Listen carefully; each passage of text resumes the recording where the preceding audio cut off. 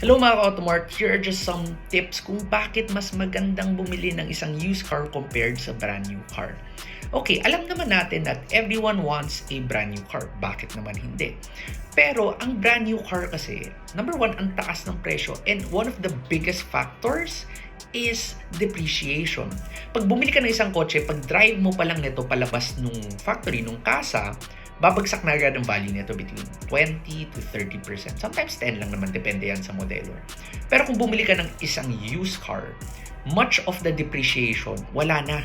Kinuha na at inabsorb na ng first owner yung malaking depreciation ng kotse mo. After 5 years kasi babagal na talaga yung depreciation ng kotse. So, let's say gusto mo ibenta ulit yung kotse in the near future, malapit ang presyo from how much you bought it for. So, win-win para sa lahat.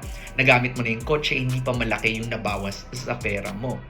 Number 2, used cars, chances are if you buy a slightly used car, kung may sira man ito, napawarranty na nung previous owner, so wala ka na masyadong problemahin. Kung may mga recalls before, naparecall na rin to, so winner ka ulit. And of course, if takot ka pa rin bumili ng isang used car, don't worry dahil sa Automart.ph, meron kaming ACUV ang Automart.ph certified used vehicles.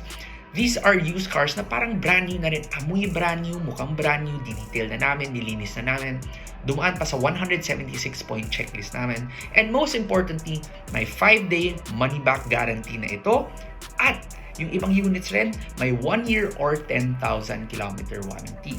So tatandaan mo, kung used car ang hanap mo, i-Automart na yan. Pero kung hanap mo ay used car na may warranty, ACUV na yan.